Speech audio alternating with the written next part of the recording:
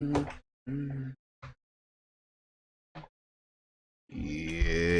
welcome back to another. Yes, sir. Y'all see me live with the stream. This shit is the last part of this video right here, y'all.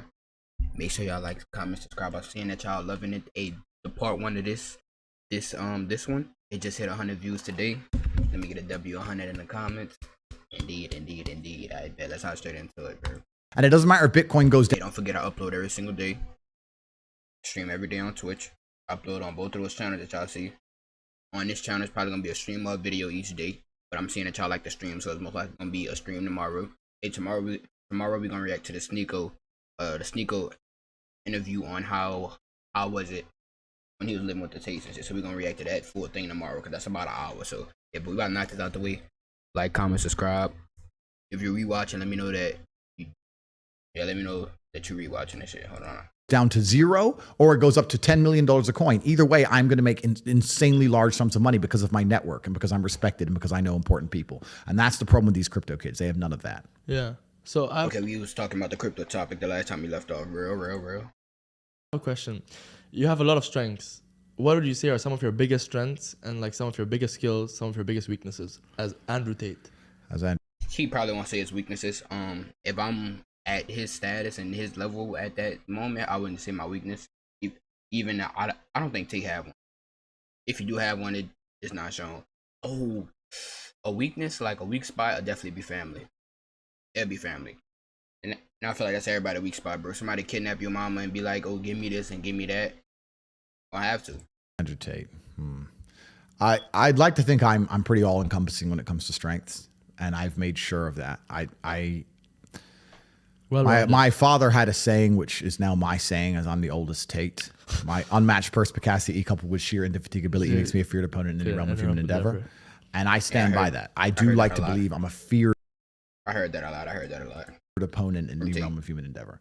If someone were to come up to you and say, you have to have a skateboarding competition, but don't worry, the guy you're skateboarding against can't skateboard. You'd be like, cool. And then I turned up. Part of you would be like, shit. Even I can't even skateboard. But part of you would be like, Tate. This guy. Yeah, not this guy. You know, I'm just that guy. He's pretty good. I'm just that guy I'm just good at stuff. Yeah. And nobody wants to compete against me at anything. So I'm good at everything. I'll compete against you, Mouse. I'm not scared of you, Mouse. No, I'll whoop your ass. My weaknesses, I've strongly analyzed my weaknesses. In fact, I've sat around with friends of mine and with people who I care about dearly and who care about me back and said, if I had to hurt me, how would I do it?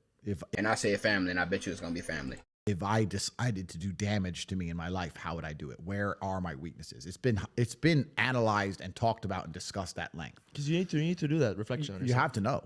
Most people don't do that. No. Most people don't say, if someone wanted to ruin my life, how would they ruin it? Yeah. I said that. I literally just said that, Mo. So you're not talking about me. I'm the exception. I know you can say it. Yeah. If the next words don't say Peewee is the great, I'm ending the stream right now. So I know all of my weaknesses. I know all my this shit over with. Weak points. Obviously, I defend and guard them the best you can, but obviously not everything can be completely defended and guarded. I know what they are. True. I'm not going to advertise them to the feral. I just said that. I literally just said that. Why would he give his as at his status and his fame level right now and the position that he in? I ain't gonna cap. He'll be a dummy to say his weaknesses like the people not watching him. If you know, you know. If you don't know, you don't worry about it. But but the real ones, the woke ones, the real ones, y'all know what we talking about here. I think in terms of how difficult a target on Earth is, I'm certainly one of the top hardest people on Earth to damage, whether emotionally, psychologically, physically, etc. I'm extremely difficult to damage because I live a reality in which I'm very conscious of these things, paranoid perhaps, and I'm hard to get to. Most men, you can just steal his girlfriend. Most men, you just steal his chick. You steal his chick or just run up on him when he goes to the chicken chip shop. And most men are so easy to hurt. Most men are... You know what? I gotta agree with that, bro. Tate is iron-minded. And I don't know, like, different... Bro, his father passed. They say rest in peace and stuff. And he didn't go to the funeral because he said that his father wouldn't want him at the funeral. Yeah, I heard that he probably wanted to go to the funeral, bro, but he didn't go to his dad's funeral. You think if somebody take his girl... Which most likely not gonna happen. You think he gonna cry over that shit, bro? So he is kind of iron-minded. I ain't gonna care. A very emotional, controlled man. Most men you can just lie about in the media, Matrix attack them, and they'll have a mental breakdown. Most men are so absolutely not They'll mentally say weak. sorry. They'll cry. I did none of that stuff, right? Most men you can just message his girl. You can just get a famous guy with a blue tick to message his girl, and bam, before you know it, she's in his bed talking about how that man. Like most men are absolutely not easy to hurt. They're controlled by all their emotions. Completely. But how do you detach yourself from your emotions? It's not about detaching yourself from your emotions. It's feel about like controlling your emotions. You can't detach yourself from your emotions, bro. That's inhumane, bro. As a human, you have emotion. You rely on your emotions, bro. If you lose your mom today or tomorrow, God forbid, I'm not talking about anybody specific or nothing, bro. But if you lose your mom or somebody important, bro, your emotion is going to be sad, angry, you know? Like, you cannot get rid of emotions as a human. If you do, oh shit, you a dangerous person, bro.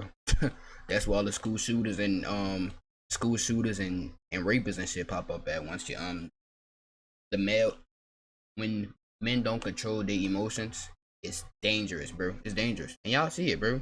School shooters, rapists, pedophiles. Y'all see it all. Jail is a prime example. Everybody in jail is what? Emotional men. Emotional. Like, they don't know how to control their emotion. They rely on their emotion. But part of being a man that I'm learning too is controlling emotions. And I'm good at controlling my emotions too. I'm not gonna cap to y'all, bro. I'm good at controlling my emotions. So far. every single. Hey, God testing me every single day and stuff, bro. I'm getting a test thrown at me here and there. And I'm controlling it well so far. Emotion. It's just about So let using it them. go. It's using them all in a positive direction. Yeah. If I'm I not feel, gonna pause too much because we got an hour, but I know that y'all like to hear when I talk and shit. I think. Hey, let me know in the comments right now. Be like, you need to talk more or you need to talk less. Keep doing what you do. Let me know right now. Comment right now so it can help me. All right.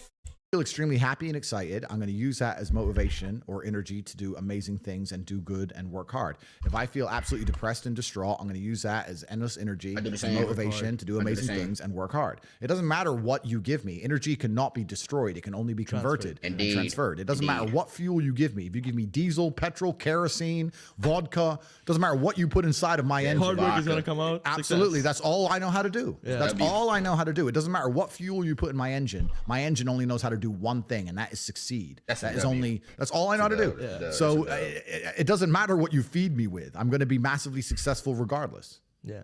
Doesn't change anything. Real nigga, What's the real exact nigga. definition of top G? Top G, top striker. Yeah.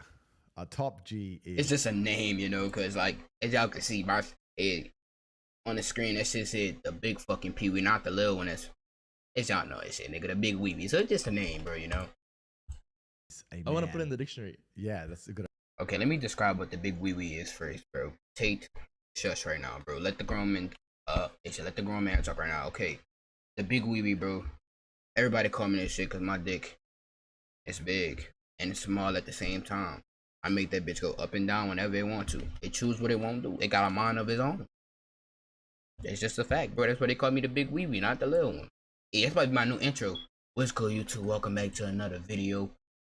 It's your boy, the big wee, the big Peewee, not the little one.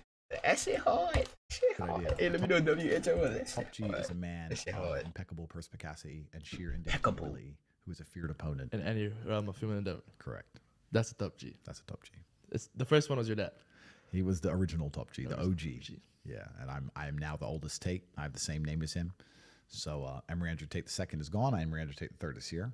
And there'll be a day when Emery Andrew Tate IV is fighting the Matrix. This is the beauty of life. I This have is a question. destiny and lineage. It's a bit sensitive, but I mean, I heard in a video you spoke about it during the time of your father, God rest his soul, his funeral. Yeah. You I think at that time you had some work going on. Yeah, I just said that. I just spoke about that. Yeah, that's Maybe Iron you could relay Man. that story and. Yep. Yeah, so I missed my father's funeral because I just moved to Romania. I had just invested every single penny I had in this enterprise. I was now the oldest man alive in the Tate family. I had to look after my mother and my siblings and take care of people. Yeah, he had a duty. I had to make a choice. Do I fly back to America and spend money and time and go to this funeral and, you know, waste a few weeks? Or do you do what your dad will want you to do? Or do I sit here and just focus on this enterprise and make sure that it cannot fail? And we talk. Bro, that's a difficult ass decision. And the fact that he made that, bro, you gotta get that man a W, bro. W fucking Tate, bro. I don't blame him for his decision. See, would I do the same? I don't know, because I was never in a situation, bro. I can't even imagine myself in a situation. earlier about speed. Most people go, that, you know, it's only 2 weeks. It's only a week. It's only a week. The people who say it's only a week are the people who are broke. They don't value time. That's the reason you're all poor, because you say it's only a week. So, oh, it's tomorrow. Oh, I'll do it later. It's only an hour. They It's only a day. understand It's only a minute. time. You are competing against people like me. We do not waste a second. Yep. So I had to make a decision. That's something I had to understand and And learn I too. decided that as the oldest man in the family, it's more important that I achieve financial stability for all of us than to go and pay respects to my father and his funeral, because I paid respect to him every single day of his life, and I pay Yeah. respect to his memory every single day WT, now, and man. I pay respect to him by being monumentally successful. that's a real the nigga reason my move. father is talked about and discussed at length be is talking to because Mike of the and shit. absolutely amazing son I've become. Yeah. I am keeping him alive forever by working so hard, by becoming so unique and individual and fantastic and humble. The world asks Mouse. me about my upbringings, and then my father's memory is credit. kept alive. So I know I made the right decision, and I know he's happy with the decision I made. Yeah. A lot of people would have gotten emotional and decided, oh, I had to go to the funeral and had a break. I'm such a fucking genius. Did I not just use that analogy to Iron Man and shit, how he made the decision with his father and stuff like that? Tell me I'm not a genius. Say it. You can say it. You can't tell me I'm not, bro. That takes a different type of man right there, bro. Emotional control. I just spoke about emotional control, bro. As a man, that's emotional control right there. Breakdown and went to the funeral and been sad, etc., etc. You did what your dad thought would I did what I was taught to do, which is perform. Yeah. That's what I was taught to do. I was upset, obviously. I was sad, obviously. I was heartbroken, of course. But I took all of that energy And put it towards you. and I worked harder than I've ever bro. worked. I worked 22-hour days for months because I couldn't sleep. Yeah. And I became one of the most successful people on the planet. Would you say that's how you get over a tragic loss like that? I think that any emotion you feel should be converted into positive. Influence. Yeah, you should do good things with any emotion you feel. I can't. What else are you going to do with it? Cry. And this is a genuine question. Yeah. What else? Cry, but you expect us to cry. And then they have females that always say, bro, express your emotions. But at the end of the day, never mind, that's another topic for another day. No, I'm gonna just say this shit. At the end of the day, no female want an emotional man, bro. Hey, shout out FNF. Yeah, so they get the analogy, bro. If you going in a war and your commander is fucking crying his eyes out, like why they shooting and shit and saying, oh, I'm scared, oh my god. Like that nigga can't lead, bro. So as a man, you gotta lead. You gotta be in fucking control. That's for the relationship side of the shit. The WT, bro. So if let's say your wife breaks your How can you not like this man? No gay shit, right? Okay, you could disagree with some of his points, but how can you not respect it? Like you have to respect that. You got to. If you're not going to work, you can't sleep anymore. You're upset. She's running around with a new dude. You see her Instagram story. She got some new guy. You're furious and you're angry and you're jealous and you're bitter. You have all of this inside of you. But you're not going to go to the gym and work hard and become so fantastically in shape and so rich and so powerful that no girl ever leaves you again. You're not going to do that. No. What are you going to do with it? Text her? Try and explain to her? She doesn't care. Like you can write the most perfect English. You can write the most beautiful words ever constructed. Forget Shakespeare. Convincing, You can do, persuading. it doesn't matter. She doesn't care. She just doesn't care. moved on. She's distracted. She forgot about you. She forgot about you. So what are you going to do with all of that inside of you if it's not positive? Well, it's going to consume you and you're going to end up self-destructive, or you're going to embarrass yourself, or you can take all of that and put yourself in a position where it never happens to you again. Yeah. Those are the choices. So what's the most intelligent choice to make? Yeah. You know, I don't understand how many humans function in the world today. I don't get people who don't think like me. I don't understand it. I'm like, well, then. I said the same fucking shit, bro. I know I'm not rich, y'all, but I literally. Hey, don't get me wrong. My mindset is not as powerful as Tate's, bro. But like, I know what he mean by like people that don't want to work a 9 to 5, people that don't want to be stuck by the system, people that want to live freely, financially, just life in general, just live freely with life in general, bro. I in my head all the time, bro. I'm surrounded by it. That's all I see is fucking job, work, college, slave, not making no money, inflation going up, fucking minimum wage is ass, still paying taxes, inflation, broke, more poor, another generation come out still poor, go to school, poor, broke. I just can't no more, bro. I gotta be the first to switch up the trend, bro. I got to. It's a must. Cause it pissed me off, bro. Like, how the fuck? Like, never mind. If you get me, you get me, bro. Like, just seeing, like, bro, the college, oh, that shit be pissing me off. Smart ass fucking the say what? E-man calling them puppet masters, motherfuckers. How have you fucking criminals survived this long? Life is hard. Life is difficult. Indeed. Maybe I've just been unlucky, which I don't believe in, but I've had so much trauma and bad events and negativity and stress and all these things that have happened to me, and I've used all of it to be monumentally successful.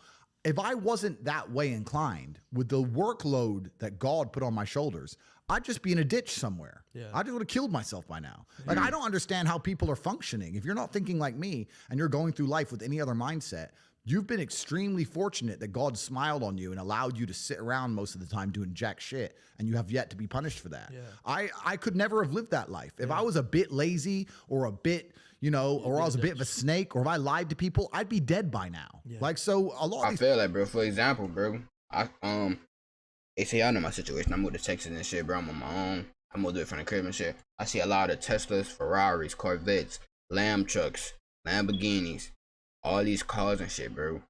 And you know what the people say? Shit, the people that's in my circle in real life and shit, that's a nice car. I'd be like, bro, how the fuck did this nigga get that car, bro? Like it don't piss them off. I don't know how.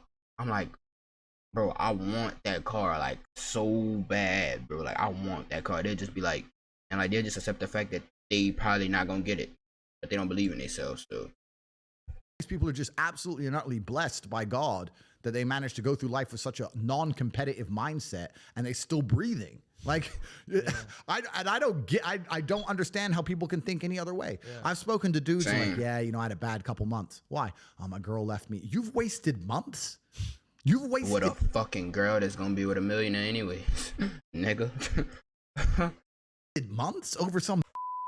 Like, you had the, think of how much God loves you to have given you the grace and given you the opportunity to waste months of human time over some chick. Like, talk about blessed head to toe. If I waste months, empires are going to collapse. I'm going to end up in a cell or dead if I waste months. I have things to do every single day. I can't waste a second. Yeah. Like, these people are just absolutely infinitely blessed, and their mindset is a product of that because they're spoiled children. Absolutely spoiled children. If you're going through life with any other mindset besides a hyper-competitive one, where you are capable of competing with some of the most dangerous men on the planet in all their forms, me and my network, and also my competitors. If you don't have that mindset, then you have to understand that you are spoiled. You're spoiled by. And y'all know it's crazy. People shit on my mindset. Y'all don't know how many times a day niggas shit on my mindset. Why you just want to do that? You just want to do that. I told you about the fucking shit the other day, bro. They wanted me to go to Dave & Buster's, but I couldn't, bro. I couldn't because I didn't have my shit done for what I had to do for that day yesterday. Yeah, they wanted me to go to Dave & Buster's with them. I said I couldn't go. I got shit that I gotta do. Oh, you changing? I don't like this, Peewee. I don't like this one. Yeah, I miss the old Peewee because he'll never act like this. Yeah, the old Peewee was a fucking brokey, a lame, and fucking played video games all day. I mean, I was still streaming and grinding and shit. Don't get me wrong. I was putting 24 hours, streaming long as hell, 8 to 12 hours a day. Don't get me wrong. I wouldn't, you know. But shit, I'm a better person now, bro. A lot of people be saying that I changed and they don't like it. Fuck you. Simple. It's simple. And I agree 100%. How can you go through life with the fucking mindset of like you satisfied with a fucking Toyota, a fucking Honda, and they got niggas your age driving around in fucking Ferraris and Lambos? Like, what the fuck do they know that I don't? But I guess shit. Hey, not everybody can be rich, I guess. Boy, that programming ain't no joke, bro. By your reality, because there's a whole bunch of people out here daily. I don't want to blame it on the programming. No, they could take some accountability and do the same shit that I did, bro. Wake the fuck up. Simple. Fail. There are men out here who fail daily, and they have yet to feel the true consequence for it. They fail to go to the gym when they know they should have gone to the gym. They fail because they forgot their keys, and it took them 10 minutes to find them. They fail because they replied to a question they got sent on WhatsApp the wrong way. They fail because they didn't smile when they were supposed to. They didn't say please and thank you to that person who helped them. They fail because they didn't say hi to that girl who's looking at them out the corner of their eye. They just fail perpetually. They go through life missing every opportunity and just failing. And somehow we've built a society which is so soft, and God is so giving and so graceful that they still have a place to eat and somewhere to sleep, and they're still surviving. That shows how nice God is. Yeah. Because before this society, truthfully, if you were that level of failure, you would be dead. Survival of the fittest. It's survival of the fittest. And none of these men out here are fit. No. Their mindset isn't fit. Their reality isn't fit. They're failures. physically, mentally. They're failures. Yeah. And they're just failing every single day. And they'll go, oh, but you know what? Tomorrow I'll go to the gym. Yeah. You've been. I agree 100%, bro. Oh, this shit's so fucking facts, bro. Let me get a prime example, bro. Hey, I hope Tate or somebody of high value see this shit one day, bro. My circle fucking sucks. I'm working on it. You know, I'm working on it, y'all. But bro, let me give y'all a little example. I have a partner that got a talent, bro. A God-given talent. Play drums out the ass. The drum set cold as a motherfucker, bro. I said, bro, I'm gonna help you get some gigs. Only thing you gotta do is make the accounts and record you playing at church. And I'm gonna edit up the videos. I'm gonna post them for you. All that shit. And I'm gonna get you some gigs. Cause I wanna see you win.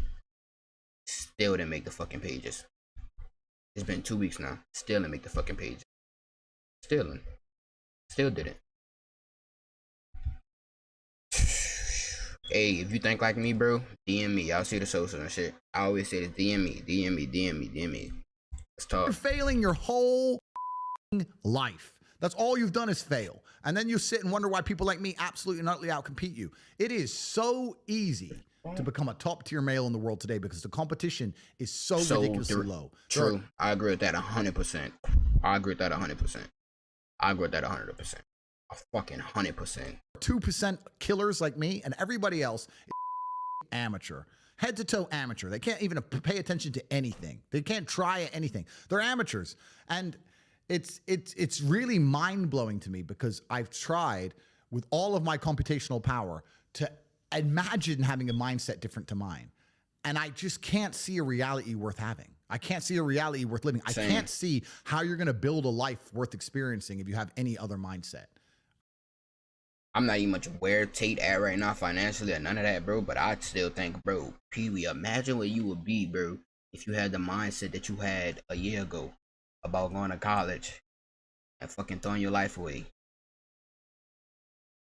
Like, bro, I can't think, bro. Oh shit, I don't know what type of where I will be. Yeah. I don't know. I've never met somebody with a fantastic life who did not completely and utterly believe in themselves. I've never seen somebody massively succeed and they didn't believe in themselves, ever. Hey, y'all know what time it is, nigga. 12 o'clock, nigga, the 14th. If you know, you know. I don't even gotta say too much, bro. If you know, you know, bro. All I'm gonna say is, 3 words?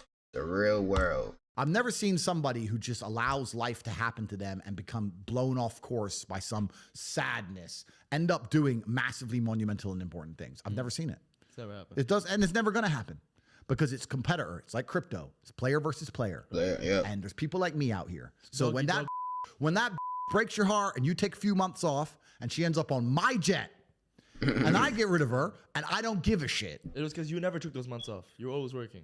Yeah, that's right. And if she leaves me afterwards, let's say she just likes to leave men, I don't care. I'm still working. You're still crying. You can't possibly ever beat me. I'll continue to beat you into eternity, as will my bloodline. You will sit and pay the price for the rest of your human years. Even your ancestors above you are disappointed in you, and your offspring for the rest of your lineage will look up and say, my great-great-great-grandfather was a loser because I broke his heart, and now we've been broke ever since. Yeah. That's the reality. But you know what's crazy? Because I feel like your life, the way when you talk about it, it's so much struggle, it's so much hardship. But still, you consider yourself the most luckiest person. I'm absolutely the luckiest man on the planet. Because still now, you still have a lot of hardship. You're getting hit from this direction, from that direction. You know what I mean? So how do you, first of all, if you could mention some of the moments where you were really struggling in your life, where you were really like in threats and you were like really stuck, and how you consider yourself lucky even despite all this. I'll tell you why I'm absolutely lucky. It's a good question. I don't want to give too many details away. The way he acts was. In my previous life, I was certainly living, I knew some very dangerous people. I've done some dangerous things. There's been a few expose documentaries on the kind of things I was involved in previously. I've had attempts on my life. People have tried to stab me. I've had people try to kill me. I've had members of my family attempts on them. I've had a very certainly difficult life. I don't consider any of the mental stress of this recent Matrix attack anywhere near comparable to the physical altercations and things that have happened to me. But the reason I'm the luckiest man on earth is because God has given me endless building blocks to build a superhero. He's given me endless power. He's given me endless motivation. What did we say? Yeah. He's given me endless. I have endless sources of power. I can sit here right now and recall events that will prevent me from sleeping for 2 to 3 days. That gives me a superpower that other men do not have. They want to go to sleep. They're tired. I can stop being tired for days at a time. I can just have a thought. I can remember. I can sit, close my eyes, and use the power of my brain to vividly remember events, and I will not sleep for days. So how you don't need any drugs. You don't need anything. I've never taken a drug in my life. I've never tried cocaine in my life. I've never tried weed in my life ever. Wow. I drink a lot of coffee. I smoke cigars, bit of vodka, but I've never tried a narcotic in my life. Wow. So God has given me an endless source of power. And when people come to me and say, oh, this happened, I'm really sad, or my heart broke, or this bad thing happened to me, I say, good. Thank the Lord that he's given you this endless source of motivation. You're wasting it. Yeah. That's your problem. But it's been given to you. Nitrous oxide has been given to you. You just have to use it in the correct way. So I'm the luckiest man in the world because all the bad things that happened to me have given me all the building blocks to become the most fantastic man on the face of the planet. Yeah. You spoke about smoking. So you smoke cigars, right? Correct. Shisha? Yep. Sometimes. Okay. So that's hookah, but vaping you hate, right? Correct. Yeah. Yeah. And why is that? Well, shisha's tobacco. Yeah. Cigars are tobacco. Right. It's a plant. We basically kind of know what it is. Yeah. I don't smoke weed at all, but I kind of get it's a plant, whatever. Yeah. Right. But it's escapism. I'd say there's a difference. I'd say that tobacco is like more like a stimulant, and I'd say that weed is more of an intoxicant. Correct. Well, the reason I don't touch any narcotics at all is because firstly, I was a professional athlete and my blood was tested. Okay. I'm now 35 years old without ever having tried a drug ever. Is there any point? Yeah, it just became a habit. I've lived my whole life without ever trying these things. Why start now? Yeah. Also, when I look at some of the most degenerate, stupid, ridiculous people on the planet, they're all drug users. They all use drugs. It's not very often I meet a man who's completely head to toe, has his life in order, and he likes drugs. A lot of rich people take cocaine. Yes, true. I do know them and some of them, but I still think they'd be better without cocaine. Yeah. You know, that's just genuinely a vice. But if you go to a festival full of brokies, full of peasants and peons, full of people who don't try very hard at life, and they idolize these false idols given to them by the Matrix, and they stand in a crowd full of billions of other people, like an insignificant peasant, and jump up and down, wow, Diplo, wow, whoever. Yeah, just complete peasant mindset. If you look at these people and say, do you like drugs? Guess what they say? I love it. Oh, yeah. So I don't want to go anywhere near the peasantry, right? Yeah, so, because that's what it is. It's disgusting and it's peasantry. So that's why I don't take drugs. And the reason I don't like vape is because I don't think that vape is even remotely natural. Because a tobacco is a plant, okay, cool. But if you manage to put chemicals inside of a little container that tastes like blueberry ice. Yeah. What even is blueberry ice? Yeah. It's not even a flavor. It's just words. Yeah. And then you taste it and you go, that does taste like blueberry ice. Yeah. How did they pull that off? Yeah. I can't believe it's possibly good for me. Add in the price that it cost. Add in the fact that it costs $1. Yeah. And comes deep from the heart of China. Like you think they give a shit about the West just puffing away on this petrochemical? They don't care. They're happy. Yeah. So if you're gonna smoke, at least smoke something. It was grown. Yeah. And it's kind of I'd say like they say the devil you know is better than the devil you don't. Yes. And with tobacco, there's scientific studies about what it is, but with vape we don't really know what's the problem. Well, the reason I smoke is not because I'm addicted, because I have an iron mind and I could blink and cure my brain and stop smoking completely. In fact, there's certain places I go to in the world where I don't smoke for months at a time. I'm not addicted to anything. The reason I smoke is because nicotine is good for your testosterone level. Okay. That's the reason I smoke. I smoke because I like the drug of nicotine, because nicotine is actually positive. The reason I drink coffee is not because I'm addicted, because caffeine is a miracle drug. Yeah. Caffeine it's good for your heart. Caffeine's a miracle. Yeah. I drink endless coffee. And of course the Matrix will come along and say, too much coffee is bad for you, too much meat's bad for you. They say anything to make you weak and stupid. Yeah. Caffeine, people don't understand that coffee changed the world. Before coffee and caffeine, we were we were living our lives in rhythm with the sun. We got up when the sun came up, we went down when the sun came down. We couldn't go against that. We didn't go against it very much. With the Industrial Revolution and caffeine, the introduction of caffeine, we now had night shifts. I'm saying true because we do that now. When the sun is up, we awake. When the sun is down, nigga, we sleep. So, now had double shifts. Think about this. if a job introduces a coffee break, if a company says stop working and drink this coffee, that's because the coffee you have is worth the time they let you not work, because you make up for it plus some. That's how powerful it is. And what's actually interesting about me is when I think back, my entire reality is caffeinated. I haven't been awake without caffeine in years. Yeah. I drink coffee every single day. So I thought about this and I thought, maybe life's better without caffeine. So I took a week off of coffee. Yeah. And there was zero advantage. I didn't sleep any better. Yeah. I felt pissed off. I didn't feel like I could focus as well.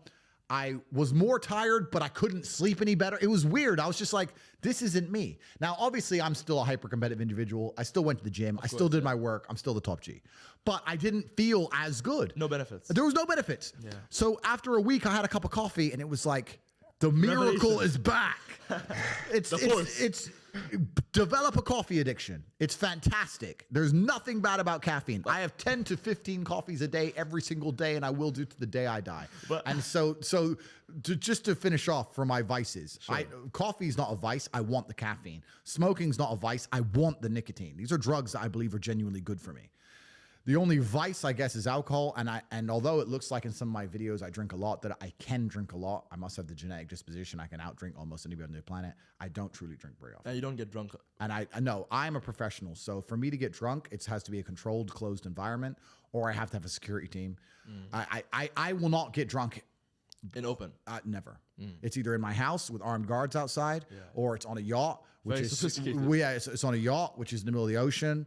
Or it's very difficult for me to get drunk because I don't like to lose control of reality like that. And 9 times, in fact, not 9, 9.999 times out of 10, if I'm drinking, I either have a weapon on me or somebody next to me does. That's crazy.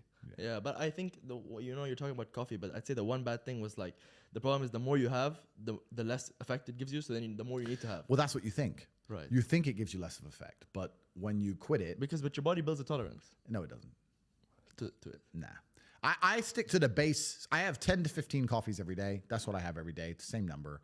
And I don't think I built a tolerance to it, because when I stopped drinking it, I felt the difference. So I know that it's doing something. Yeah. It does something. I quit. It was only 2 weeks ago I did this 1 week no coffee thing. It was garbage. And I did it because I thought, you see these idiots online. They're like, take cold showers, don't drink coffee, read books. I knew they're full of shit because none of them have anything. They're all brokies. Yeah. And if I were to ever meet any of these people in person, these self-help gurus, I could grab them by their necks and I could wring them to death. I know that they're not men, right? I could destroy. Yeah, we gotta try some coffee. You know what? I kind of agree with that, bro. Because it was one day, right? It was one day. I was doing a 24-hour stream on Twitch just about a couple of months ago. And I was getting tired. I would go get some cappuccino. Is that coffee? Do that count as coffee? Yeah, that's coffee, caffeine, whatever. Bro, I had the energy for 2 days straight. If you was up inside that stream, that's a legendary stream, bro. Only the real ones know. I can name who it was up in there. I'm not even gonna name y'all because they don't even support now, but yeah, they know that's a legendary stream right there. I was falling asleep in the chair, bro. I was like, hold on, let me go get me some coffee. And I tell you, nigga, it felt like I could stay up for 2 days, bro. Just off of 1 cup. I was like, whoa. And it didn't do nothing bad to me either. I don't know. I may gotta try that, Try some new things. All of them. So I'm not interested in really talking to any of them, but I thought about the coffee thing, and I thought, well, my entire reality is caffeinated. Let me try life without it. And it was terrible. Yeah. Coffee is a gift from God. I feel a lot more tired with this 9 to 5, so it could probably help me out a lot, too. Caffeine is beautiful, as is nicotine. I'm a very energetic person, though. I just can't be loud because it's not my room. Got people sleep. Yeah, I can't sleep. Yeah, they got people sleep. It's not my room and shit, so I gotta talk in the mic and whisper and shit, because usually I'll be jumping off the wall screaming or something. But just as much as possible. And for any doctor who says that it's unhealthy, meet me in the cage and we'll talk about health. Because if I can still beat the shit out of you, then I don't want to hear your opinion. Meet me in the cage, we'll talk about health. I think I'll do just fine against any doctor who said coffee is a bad idea. So, you talk a lot about gym. There's a lot of, maybe you'd say like top Gs or like big people who have made it in life, career-wise, money-wise, who have never been to the gym. You look at, like, for example, someone like Elon Musk, like quite chubby, Yeah. Or like, for example, not like he was that nigga Elon Musk really ugly. Elon Musk, like quite chubby, What the fuck? That nigga ugly. Or like, for example, not that's like ugly ass like billionaire. Pablo Escobar made a lot of money. Yeah. Big. That nigga ugly too. Fat guy. You know, a lot of the people who've made a lot of money. I love gym. Yeah. I believe it's like really good. I go. Bro, I'm telling y'all, bro, working out. Oh, tomorrow I go work out. Shit. Hey, but I work out 5 times a week. The 2 days that I'm off, I try not to work out on those days because I want those days to be the hardest at my desk, but I still work out on those days too. But working out it's not just physical. For me, it's more mental. It give me the feeling. It give me that feeling like you are that nigga. You becoming him. Like you will be him. You will be a millionaire. Like you will be him, bro. Like I don't know, just bench pressing, curls, all that shit, bro. It's just like, bro. It's just like, I don't know. It's like a mental motivation, you know. Almost every day. And it just make me physically look good. Look, check out these bad boys. No, I'm just. But for like 2 years. But Shit, like, I wish I had muscles. about these other people who made it without. Yeah, firstly, I have nothing bad to say about Elon because Elon's top E, right? I got a show. I got something bad to say about all y'all niggas. Elon is ugly. Tate, you like a mouse. Nah, I'm just Top G, Elon. Yeah, he's top E. millionaires, though. I ain't got shit on y'all, so I'm But gonna be quiet.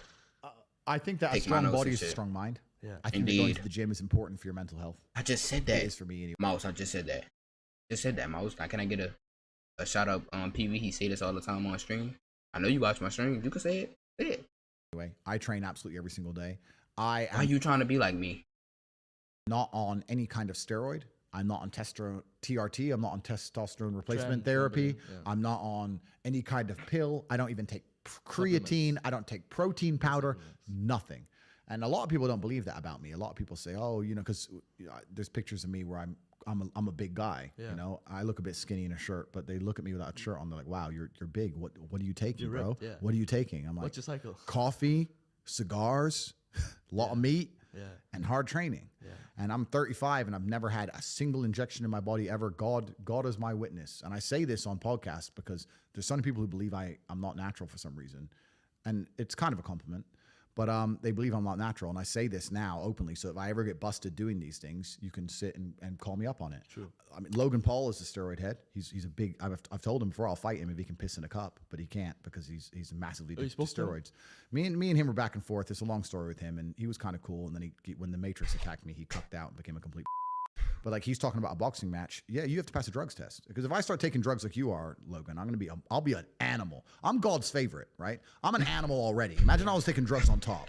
I'd be an animal. So he's sitting there injecting himself to just get a little bit of muscle. But I never take anything. I've never taken anything, and I say that God is my witness. So I just train hard, and I only train for maybe 45 minutes to an hour each day. Every single morning is one of the first things I do. I wake up. I do an and hour to train. 2 What's hours. amazing is I never feel like doing it. Bro. I never want to do it. I wake up and I have work to do. My phone's going off. I got a busy day. I have to do stuff. I'm in a big mansion. There's a Lambo outside. There's a nice pool. There's 3 chicks in bikinis chilling. Yeah. They're like, "Hey, breakfast is ready." And I'm like, nope. I'm going to train. And I don't want to, but I still do it because that's the part of being a man. It's doing what you don't want to do. Don't But want to yeah, do. no, I totally agree. So I want to ask you now. Snap, Give me a few stories. snaps, I can't love clap. your stories. Craziest story involving a girl. Craziest fight story. Craziest thing you ever saw. And the last one, if you can give me a crazy story which you've never mentioned before, ever. All my stories are very long. That's the problem. They're all like Oh, they're all like 30 minutes They're long. podcasts of their own. They're podcasts on their own. What was the first one?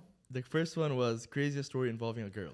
I've told this story before, I think somewhere you have to find it. It was when I first went to Romania, I was in a town called Constanta, and there was a girl there who I met who was truly beautiful.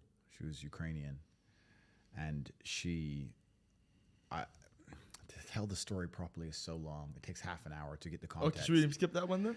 No, it takes half an hour to get the context, but basically it's the story of how me and her were talking, and she was trying to get information out of me, and I was paranoid and didn't want to give her too much Damn. information, but she liked me, and I styled it off, and I worked out that she was working for the club, and she was getting everyone to spend a whole bunch of money all the time, and I'm the only guy who didn't spend money on her, and we ended up having a summer of love. But it's an interesting Damn. story when it's told properly and in its entirety. Yeah, because it's weird. It's It's a ironic. Damn. strange one, yeah. And I tell you what we should do. I'll tell the overview of all the 5 stories, and then we'll in the comments to people who want to hear which story they want to hear the most. I'll do a nice 45-minute explanation of the story in depth. So the craziest story involving a girl was her, but she was a very interesting case because it showed the power of female manipulation. In fact, I've changed my Yo, Y'all don't know how many times I heard the saying, bro. Follow the pussy. If you ever want to get somebody, follow the pussy. I watch bail bondsmen, like, I don't know if y'all know what that is. The people that kick down the door and they bring them to jail. Yeah, the YouTube. I watch Tank. I watch Patty Mayo. Follow the pussy. They always by the girl. The girl always give it up every time. Follow the cookie. And that's every time. Hey, not with me though, bro. I'm cautious. I'm not cautious. I just lied. I can stand till Romania, right? I'm in Romania. I was there. This is maybe 8 or 9 years ago. At the time, there weren't so many foreigners who went there. I was in a club, and there was an absolutely beautiful girl, and I went over to her and said, hello. It's nice to meet you. You're absolutely gorgeous. And start talking to her back and forth. I said, can I buy you a drink? And she said, yes, I'd like this bottle of champagne. And at the time, I didn't have the kind of money I had now. So I said, I'm sorry, I'm not going to buy you a bottle of champagne. I don't normally drink champagne. I've bought this. I like beer. Yeah, I didn't say beer, but I styled it off. I said, oh, so you can't really say that, right? So you have to be smooth about it. It's like, oh, champagne. We should enjoy a bottle of champagne together one day, but I'm about to leave. I just want to come say hello. So we'll do it sometime in the future. You have to be smooth about these things. James Bond, right? Because I didn't want to buy a $1,500 bottle of champagne. Yeah. So you couldn't afford it, you fucking brokey. Styled it off, got her number, left. We're texting back and forth. She seemed like a really nice girl. Absolutely and utterly beautiful. My standards are ridiculously high because I'm not a peasant like everybody else. I'm only associating with women. I heard only blondes. I can have anything I want. And I kind of like when they all match. So I live with very, very high standards. So she was truly beautiful. The next day I met her. We had lunch. And again, she tried to kind of hint at this drink. And again, I styled it off. That night, I saw her on another man's table, and they were buying all this champagne. And I was kind of a little bit annoyed because I thought I bagged like a really beautiful girl, and she's now on this table, and all this champagne's coming. It's like, whatever, it is what it is. I left it. I still text her a little bit back and forth. And it became this running joke. She was like, why won't you buy me a single bottle of champagne? You're a man. Why won't you buy a single bottle of champagne? And she was also she was quite inquisitive. She was like, so what's your job? What are you doing here? She was trying to ask me lots of questions, and I wouldn't answer any of them. I'd always style it off with a clever answer. Yeah. Like, what's your job? It's like, oh, I'm a priest or blah, blah, blah. So, yeah, we ended up becoming really good friends throughout the summer. And eventually she came open to the fact that she's there specifically to make men spend money. And she had a script, and she said, you're the only, when she drunk a little bit of champagne that night, to be fair, she was a little bit drunk. She said, you're the only man I've ever met who didn't, you're the only man I've ever met who didn't follow my script, Andrew. I said, what's the script? And she showed me it was Facebook at the time. She showed me in her Facebook inbox. Damn. The man would get her number. They'd meet the next day. Then after about 2 or 3 dates, she'd say, I can't fall in love with somebody who lives far away. Last time, I've only been with one man in my whole life. Last time I was with a man like this, my heart was broken. And she'd copy and paste this long message. The guy would start begging for her back. She would wait about a day and a half and then hit him back and go, okay, I'll come meet you, but I don't want to come on my own because I'm falling in love with you. I want to bring some friends and we'll go to this place. And they'd go and spend more money on more girls, more champagne, more meals. And it was just script. And every man was falling for it in exact order. And it was copy and paste messages. And every single dude fell for it, just chasing this girl, promising her anything, taking her and all her friends to whatever place she needed to go that day for the commission. And this is like 8, 9 years ago. And she said she was making like $20,000 to $25,000 a month in commissions. And she's some Ukrainian chick. She's like 19. Like bought her family a house. Wow. But like literally enriched her family top off the back. Yeah, top G. Yeah, she was absolutely amazing at manipulating. But it just showed how stupid men were. Every single man was falling for the same trick. All she was beautiful. Huh? And damn, that's crazy. After that, we got a bit closer, and she was we fell in love. Let's say. Did you fuck her? And it was kind of funny because we spent the whole summer together. Did you fuck her? I never bought her one. No. It became a thing where I said, "I'm not buying you a thing." Because you didn't want to be one of those guys. Tap water only. So I was like, "I'll get you tap. You want tap water?" She was like, "Oh," I made a big joke of it. She was buying the drinks because she had more money than me. Give up faucet water. Yeah, that's one of the craziest stories involving. But you have to stand out. So they just want someone to stand up. I think it's I mean, it was going on for weeks. There's a lot of nuance to it. Yeah. I'm not saying I'm not saying don't buy girls drinks. In fact, if I meet a girl now and she wants a drink, I'll certainly buy her one. It was just a very unique scenario, unique circumstance that kind of led into a story. But the night she was going through those Facebook messages, it was crazy how quickly and instantly men will simp and beg and cry over a girl they've known for 3 days, promising, "Oh, we're gonna be special. I'll take care of you." They think she's the one. Yeah, bro, it's crazy. Do you believe in the one? I don't. I think it's just compromise. Yeah, there's The one. I don't think there's ever going to be one person on the planet Soulmate you're truly is- compatible with. I think there's going to be, a few. And if you have your life in order as a man, truly and completely in order, then you're compatible with a lot more people. I think that if you're a man and you're struggling to find somebody you're compatible with, that's probably because you're a loser. If your life's in order, then you're compatible with a lot of women. Like me, for example, I don't need a woman to mother me. I don't need a woman to motivate me, to tell me to stop playing video games. I don't need her to do anything for me. I need her to be happy, Feminine, positive, submissive. protect my spirit, pray for me, maybe little things, make me a coffee, some kind of small gesture. But my money's right, my motivation's right, my life is right. And if she is associated with me, by proxy, she's gonna have a fantastic life. I can't fly on my jet and put her on an easy jet. Yeah. Like, she's gonna end up on jets, she's gonna end up in the 5-star hotels, she's gonna end up not having to worry about money, she's gonna end up in the best restaurants. By proxy, she's gonna have a very fantastic life. So you'll find that if your expectations of a woman are for her to be happy and you have a lifestyle that makes her happy, a lot of women are pretty happy, and you get along with basically all of them. It's kind of amazing how that works. It takes a very special type of character to still be dislikable in those kind of scenarios. Whereas if your life is less perfect or your reality is less impressive, then you need a girl who's happy to be bored, and then it becomes harder. But I don't have any of those problems. Craziest fight story. It could be street or in the ring. Yeah, I can't tell the story of. All right, I'll tell a very rough version of it. It's exclusive.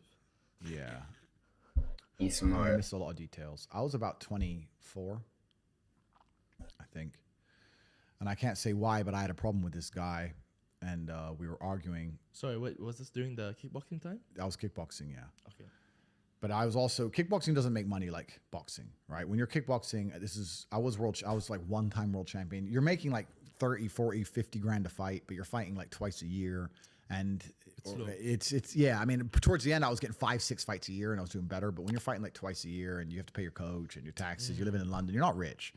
So I was making some money on the side, and I had a disagreement with this guy, and we were kind of texting back and forth, and he stopped replying to me. He totally stopped replying. Cool. That was it. And I was like, okay. And I texted him a few more times, and he totally stopped replying to me. And about a week and a half later, when I was walking to my car, he tried to stab me. Damn. I was walking to my car. Even to this day, if I walk to my car at night, especially if it's raining, I panic a little bit. PTSD. Yeah, a little bit. Trauma. I was walking to my car and I heard footsteps behind me. This is one of the reasons I hate headphones. And anyone I see in headphones is a fucking idiot, because you are so killable with headphones in. You think you look cool with your AirPods in. I can sneak up behind you with a chainsaw, you dummy. Like, anyone who has AirPods or headphones in is a soft target. Just distracted. I heard it first. I heard feet moving quickly. And as I turned, I've got a scar here on my hand where you can see the blade in my hand. I turned and I took the blade in the hand. And if that was my neck, I'd be dead. Had you had missed that hand, he had his hand in a different position. Yeah, I could Damn. have easily died. Oh my God. I hit him, but it was sloppy. I'll admit it was a bit sloppy. He wobbled. He took a step back, but now we're facing each other. But because I was bleeding so much, because my finger basically came off, because I was bleeding so much, I thought I'd been stabbed properly.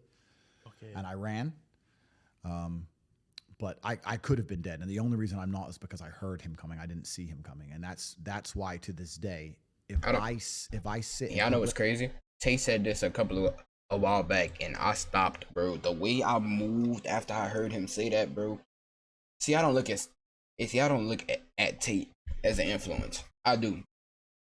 I don't walk to walk from my car to this to these little townhouses right here, to this specific one. It's like a minute walk or whatever. So I used to have headphones on all the time. I used to be all in my phone, FaceTime. I used to be watching YouTube and all. I stopped all of that completely. I put my phone in my pocket. I try my best to make sure my hands are clear, just in case I gotta turn around and knock somebody out. I don't wear headphones. I don't play nothing while I'm walking. I check my back. I check my side. Almost like every 15 seconds. You know, it's just a smart way to move, bro.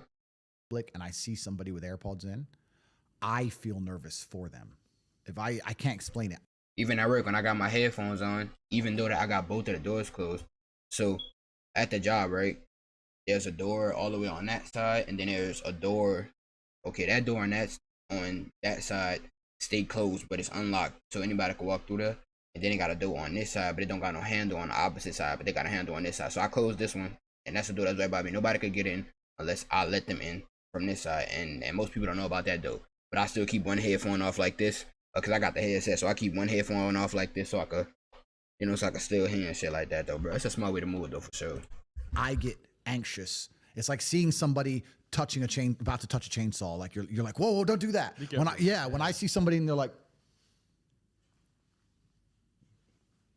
I'm like, you are so killable. They're walking through the street like this. Yeah, like dude, just it's unbelievable. Because I heard it coming, and if I walk to cars at night on my own now, especially if it's raining, I have to check back and that thing. So that was a story, but that's not a fight. That's the thing about the real world, is that the real world is violent, and you'll often see that the idea of fighting is misunderstood. Even now in the war in Ukraine, I guarantee most of the men who got killed were never in a fight. You're doing your job. They never saw it coming. You didn't stand a chance. They didn't even know they're dead. Right? You're doing your job and bang. Yeah. Very few were in a fight and then died. Yeah. Less than 5%. The truth is about the world and violence is that there's very rarely combat. If he would have got me in my neck, I was a world champion kickboxer. What combat would there have been? I would be dead. How many muscles you have? I would have died. Yeah. So the idea of fighting is misunderstood. The world is a violent place, and violence is never fair. Yep, at all. At all, bro. Violence is not fair at all, bro. It's literally what you call it, to the death, something like that. What you call it, to the death? Like when you fight in the street, like once you're getting violent with somebody, what's it called? God, bro. Anyone who says, "Oh, I do jiu-jitsu," that you're a dummy, because if somebody wants you dead, they will kill you. And I'm lucky there was only him. You know, like nowadays they come in groups of 10, and then you die. Yeah, 100%. That's it. You will die. And that's why I am the way I am, and that's why I also understand there's not a man on the planet who I couldn't get if I didn't want to get him. If somebody hurt my family, I could get him. There's not a man on the planet I could not get. And I know, and I also know there's men in the world today who are thinking we'll try and get Tate. There are groups of men who wake up each day and they don't want me to breathe anymore. And you have to anticipate that and do your very, very best to prepare for that. The world is a dangerous place. The world is a dark place, and there are people out there that are evil. And I don't think many people actually understand how truly evil some men can. I just started understanding that, bro, and I know I don't have like an influence now, bro, but I was thinking about like later on and stuff like that, bro, and probably even now, like they probably going to have people that's going to like want me gone, like, you know. I said I was gonna stop saying like fuck. They're going to have people that want you gone, and you won't even much know about them. That's why you got to be cautious at all times. That's something I'm learning right now. It's like I like the example that I just gave y'all for the I keep saying too. The example I just gave y'all from me walking to the car to the crib and shit, you know. Can be. I stopped keeping my head down in my phone. I stopped wearing headphones. I stopped doing all that. I started being cautious of my surroundings. It's inside of us. Cause it could happen. Yeah, that's my fight story. But I don't like the idea of fighting, especially on the street. I will do my absolute best to avoid and de-escalate. And if it gets past the point of de-escalation, then it goes to pure violence for me. I don't believe in fair fights. I don't believe in, hey, bro, see you outside. I don't believe in anything. Same. I thought I was tripping, bro. It's kill to be killed. That's what I wanted to say earlier. It's kill to be killed. Especially nowadays, it's kill to be killed. Bro, if you beat somebody up, bro, and you walking away, oh, I beat his ass, blah blah blah. You got your video. You don't think he gonna go back to his crib, grab his gun, or either if he got his gun in his pants, you don't think he gonna shoot you, bro? I'm not saying kill a person, but I'm saying though, like it's crazy world. That's what I'm trying to say. Crazy world. Just end all. I'm not playing games with anybody because it's winners and losers. Yeah, exactly. Indeed. Yeah. So one of the most recent interviews you did, it got very heated. It was like the Piers Morgan interview. Yeah. And you know, a lot of those clips are going viral. I feel like it was a complete like very unorganized. Yeah. He never let you speak. Yeah. So what are your thoughts on that whole thing? Because that's like the most recently like the biggest interview. Yeah, it was an attempted character assassination.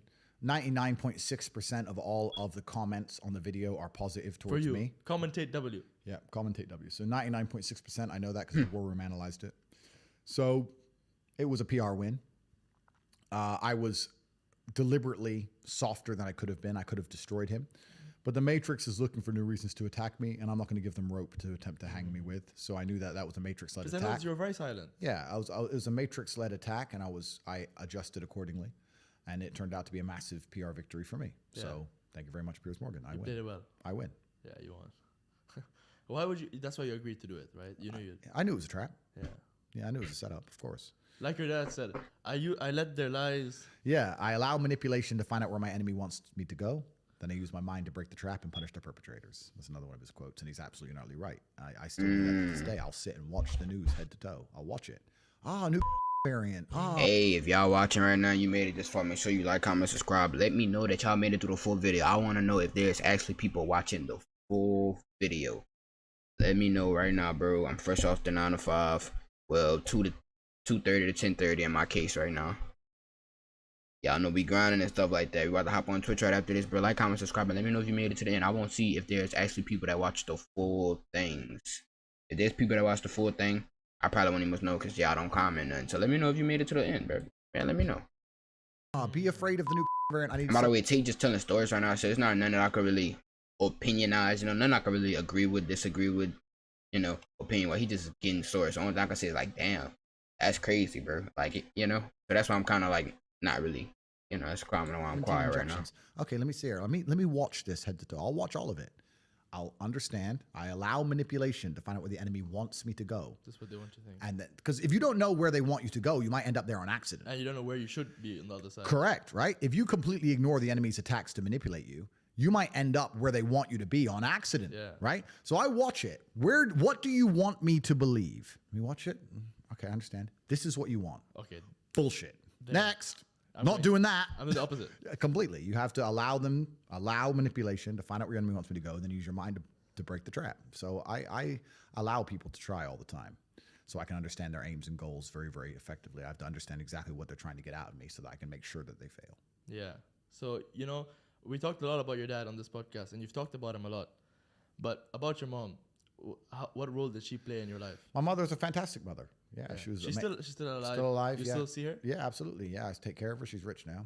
Yeah. I send her money. She panics. She's like, "There's too much." Oh, she has like a panic attack. I'm like, "Chill, buy a Lambo." Yeah, she's good. Buy a Lambo. How does she feel about where you are now with all this? Oh, she don't know about that. She's enormously proud of me. She always knew I'd end up here.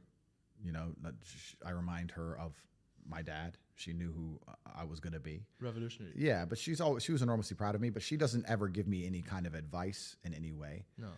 Because she understands her role. Yeah. I'm old and big enough now. She doesn't call me really with, I think you should, or it's very much like moral support. Yeah. Are you okay? Yeah. Top G. Don't worry about it. I got it. Okay. I hope you know what you're doing. I know what I'm doing. You would never, in any case, you would never like show her any like weakness or any like. You'd just be like. Yeah, I mean, I love my mother with all my heart. But she has no guidance she can possibly give me. What can she tell me about the realities of Earth and violence? And I'm glad she's been shielded from all those things. She doesn't know anything. She just knows that her son is monumentally successful, and I don't want her to ever be worried. I didn't even tell her when this happened. I don't want her to worry about me. I want her to just live a happy experience. Hey, one thing, if y'all go back and watch my videos on the conversation, the conversations with my mom and about not going to college. Y'all go watch those. There's 2 parts of those. Go watch those.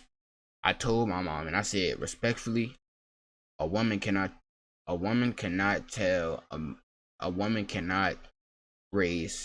turn a boy into a man. And I meant that in the most respectful way possible. And I still agree with that 100%. Y'all disagree, let me know why y'all disagree in the comments and stuff like that, bro. But I don't believe a mother could raise a man. Honestly. Respectfully. Experience. I think that's one of the big differences between men and women. When I was saying earlier about how men need struggle and happiness doesn't matter, I'd actually argue the contrary for women. I think that women who are not happy are not very feminine, and that they become masculinized and bitter. And I think it's important for a woman to live a happy reality. I think women should be happy. I think that their job inside of a relationship with a man is to be happy. Quite often is to be a beacon of light and to be sunshine and to be a cheerleader. With me in my life, the only way a woman can truly support me is to be constantly positive. I'm fantastic at everything. I can't meet a woman who can do anything for my life besides when I come home pissed off, she's like, "Hey, a smile." You know, like, and being positive as a female is an extremely feminine quality. So and you don't want you don't want females that like too much like would you say like you like a female that like challenges Bro, this you? dude's such respectful. I subscribe to him, man. Okay, bro, this dude's so respectful, bro. He's so respectful, You bro. mentally or but they can't. Don't interrupt that, nothing. no, but I mean like ask you questions or like No, I'd love to have a conversation with my partner about interesting things. I love to talk about things, sure. But my life is too complicated for me to come home to my woman and ask for help. of course, yeah. My life is far too complicated and large. I can't come home to a woman I'm dating and saying, this man tried to kill me. She'd go crazy. What's she going to do? Go kill him? What's she going to do? She'd just Like, stress she ain't going to know what to do. Or I can't come home and talk about the things I talk about. They'll be like, what? What are you talking about? True. And then they're My going unmatched what? yeah, then they're going to panic. Yeah. And then, so That just happened to me in the car with a girl just now. Yeah, I was trying to talk about becoming a man or something like that, bro. She just looking at me, bro. Her phone confused, bro. She have nothing to say, bro. It's just like she's like, wow, like don't know what to say yet. I agree, bro. Like, what can they say? They can't relate, bro. And that's not a bad thing, by the way. I know y'all like take stuff out of context. It's not a bad thing that they can't relate, bro. I agree with Tate said 100%, bro. Trauma is bad for a woman. Trauma makes a man, and women should be happy. then right, it's better if I come home and the man's tried to kill me. And I'm not saying men shouldn't be happy, by the way, nerds. I'm saying that women should mainly be the ones that's happy, bro. Cause I don't know about y'all, I love to see a female smile. You know, see, I be saying the pretty tea. See, I love to smile, bro. I love they smile.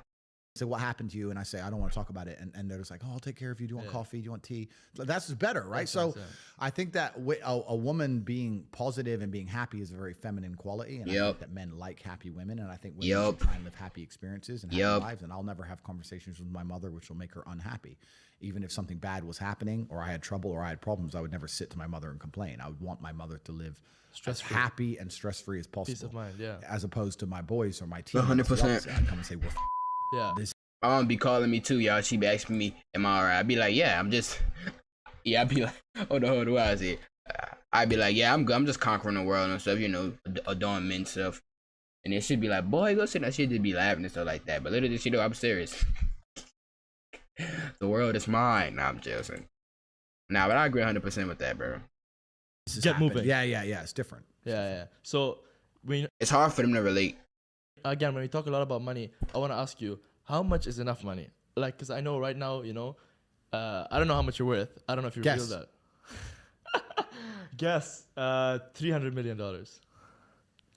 Pretty close, yeah. I read online it was 335. Yeah, that's pretty accurate. Yeah. Really? Yeah. Nah. Okay, but so how much do you think is enough? Are you aiming for $1 billion?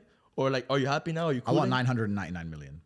After you get $1 billion, they get you? Wait, what? Or like, are you happy now? Are you I cooling? want 999 million. 999 million. After you get $1 billion, they get you? That's what I've They're heard. going to get me anyway before that, probably. I'm going to try my best to avoid that. But truthfully, after 50, no, not even 50. After $20 million, life is basically the same. If you don't want to buy a jet and you don't want to buy almost a yacht, every millionaire say that. you'll never need more than $20 million. Almost every millionaire, multi-millionaire say You that. can rent the yacht and the jets. You can charter yachts, you can charter jets, which is probably smarter anyway. A lot of I them say had the a same jet. I thing. owned one for a few months and I sold it.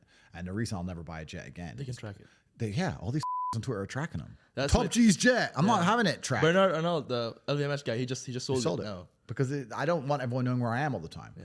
So Elon Musk, some kid on Twitter is like tracking his jet. I know. It's criminal. Damn, So tracking his jet? if you don't buy a yacht, which is very expensive, or buy a jet, you can buy a nice house in most places on the planet. You can buy 2 or 3 cars. You can buy some diamond watches. You can buy some nice clothes. And that's all there is to buy. What's actually kind of amazing to me is when I was poor, I thought if I got rich, I'd buy all this stuff. And now I'm rich and I can buy anything I want. And there's nothing I'm broke. to buy. I'm broke and I want to buy everything. I'm trying to buy everything, bro. I need clothes. I need some shoes. I want a car. I want a lot of stuff, bro. I want my own crib. I want my podcast studio, bro. Buy. There's nothing to buy. Clothes, I already have too many. My wardrobe's completely full head to toe. Don't wear most of them. Diamond watches, you get 10. How many do you really need? Cars, I have 28. I drive like 4 of them. Like, what's there to buy? Coffee, dinner. Yeah, true. There's nothing to buy. So the money is just about influence and power. That's all it's about. And now, because I'm a workaholic, Yeah, money gives your opinion attention. It lets your opinion be heard. You know, I agree 100% with the power of money, bro. Without money, your opinion don't matter. Like, my opinion do not matter right now. I know it don't. It's all cool though. I understand that. I understand I gotta build my value, all that. I know that for a fact. I'm not tripping. because I refuse to be a lazy person, because I am addicted to my mission, I keep accidentally making millions and millions and millions of dollars. And I don't need it, and I have nothing to do with it. But it's just, if I get a good opportunity, I'm gonna take the money. And, you know, the war room hits me up. Let's make 10 million here. It's like, okay, let's do it. But yeah, but there's nothing to buy. So I'd say once you're past 20, 25 million, that's as good as life can really get. You're flying private. You're staying in the best hotels. You're eating what you want. You drive the car you want. You wear the clothes you want. You have the watch you want, and that's it. There's not. So why 999? Why we want 900? That was kind of a joke about not wanting to be a billionaire, because I think once you get to billionaire status, you're gonna have a degree of trouble. I don't know, but for me, I want to be like that billionaire, because like it's just so I don't know, but if you're a billionaire, you need to be aligned to a government. You need to really choose a side. You need to commit. I feel like you need to belong to either the Western Hemisphere or the Eastern Hemisphere. You need a degree of governmental protection. You need to be politically aligned in some particular way. I think that once you get to billionaire, you're too powerful to just be a truly free agent, if that makes sense. You have to join You have to join a team. Interesting. Whereas right now, I'm effectively a free agent. I can move back to America if I wanted to. I'm in the UAE. I could also, via my friends, move to Moscow if I wanted to. Yeah. I could choose any side if I wanted to. But I think if I had $1 billion, I would have already had to have chose a side long ago, if that makes sense. And that like all the big Russian billionaires right now, they're freezing their bank because they're all billionaires. That's what I mean. So I agree with that. But have they frozen all your banks? Like, where's your money now? Yeah, when Hustlers University, when the Matrix was attacked, I did have a bunch of bank accounts frozen. Yeah. Huh? I did have a bunch of bank accounts frozen. frozen. Yeah, not obviously. I can't say on the podcast how my infrastructure works. Okay, but there were some accounts in my name which were frozen. You lost a lot of money? 9, 10, something. Nothing. One lunch. Chump change. Chump change. Yeah. Maybe you know what I was have chosen 9, 10 million. I'm thinking he's saying 9,000, 10 million. I mean 9,000, 10,000. Then nigga said 9. long ago, if that makes sense. And that like all the big Russian billionaires right now, they're freezing their bank because they're all billionaires. That's what I mean. So you need to have. But have they frozen all your banks? Like, where's your money now? Yeah, when Hustlers University, when there were some accounts name which were frozen. You lost a lot of money? 9, 10, something. Nothing. One lunch. Chump change. Chump change. Change. Maybe you know what I was thinking. Maybe shit, slide me that change. Let me get the scraps. Let me get the scraps and shit. Elon Musk will continue to buy Twitter, and then once he buys it because you like him, maybe he'll give you his. Yeah, if I come back on Twitter, that would be epic. That would be good. Yeah. Elon, if you're listening to this. Yeah, we'll see.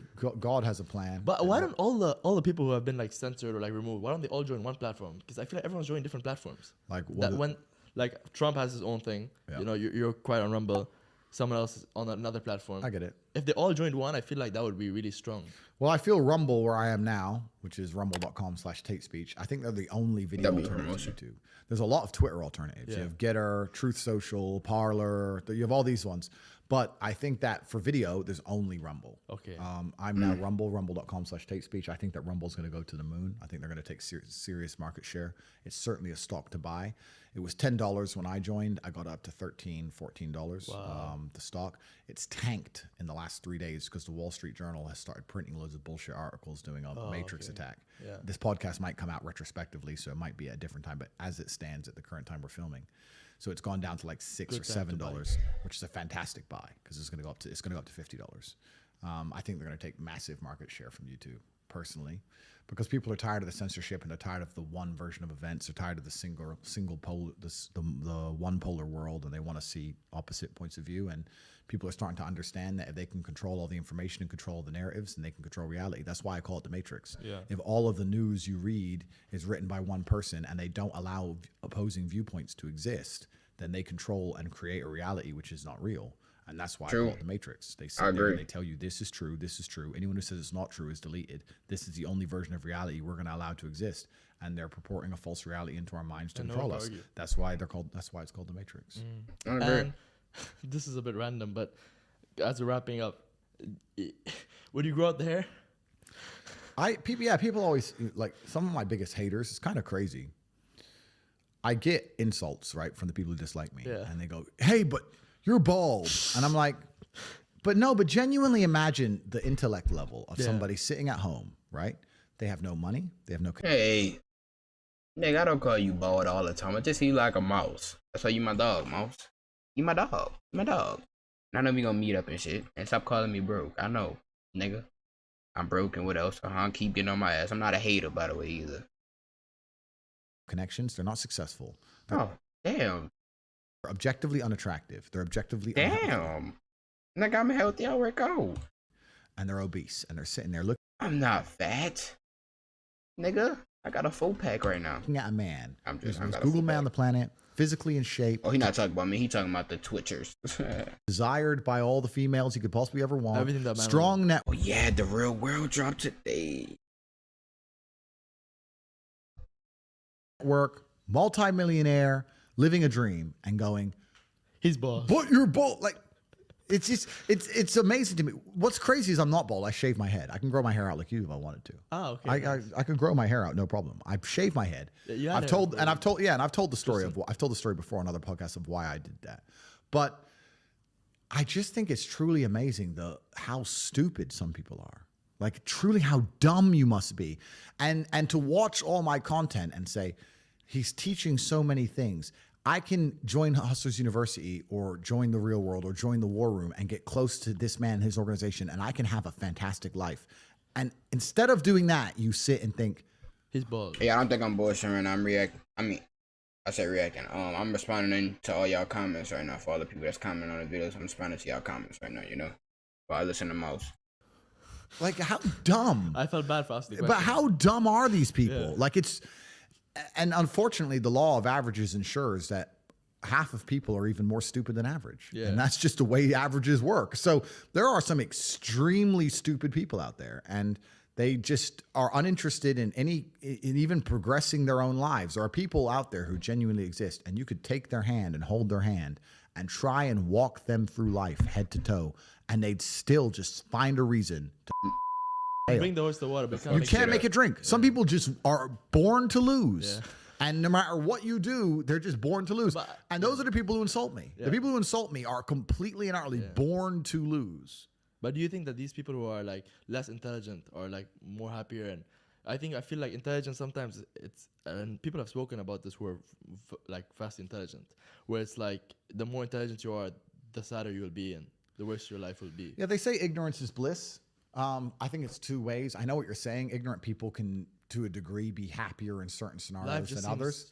Good. Yeah, because they don't understand what's really happening. Yeah. They don't understand about the battle of good and evil. They don't understand about the Matrix. They don't understand that they're a slave. Yeah. They don't understand it. And they're ignorant to how good their life could be. So they think their life is good. I understand all that. But that all changes when times get hard.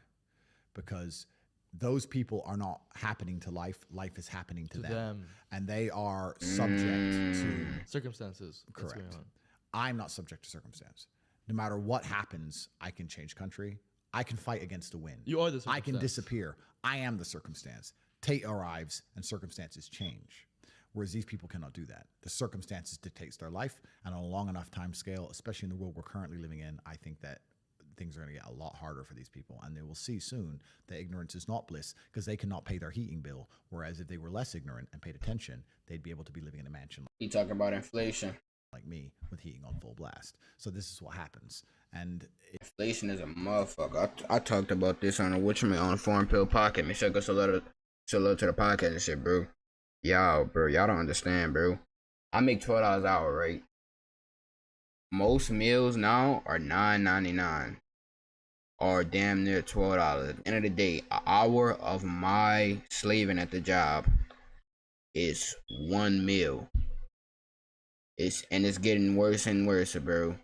A 10-piece nugget was never damn $9.99, bro. Ever that shit was in no $9.99. And it's not just that, bro. The properties for houses and everything is. All I'm gonna say is inflation is a bitch. Y'all get rich though. That's all I'm gonna say. Oh, that's all. I'm gonna put that on a t-shirt. Inflation is a bitch. Get rich. W brokey. Yeah.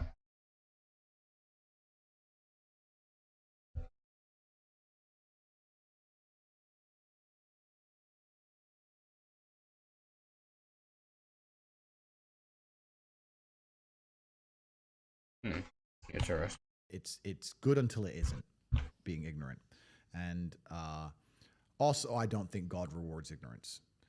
And I don't think most people out here are ignorant. I don't think most, but I'll say this now. I don't think most people out here are ignorant. I think that most people out here are cowards. And they choose to be ignorant. Yeah, I think they choose to be ignorant because they're cowards.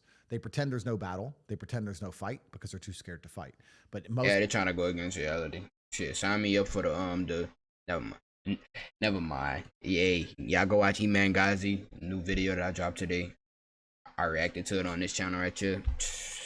All the woke people, go watch that. Most people out here understand everything I say is true. Most people out here understand that there's the shaitan and evil is being forced upon the youth of the children, being youth of the world, and they're trying very hard to destroy society at a fundamental level, and they want to enslave all of us. And I think most people know that. Yep. They're just too scared to say it and too scared to fight against it, so they pretend they don't know it because they are cowards. Oh, you're not talking to me. I won't fight against this shit. I'm tired of seeing my peoples being slaves and shit, bro. A nigga just won't be free for real.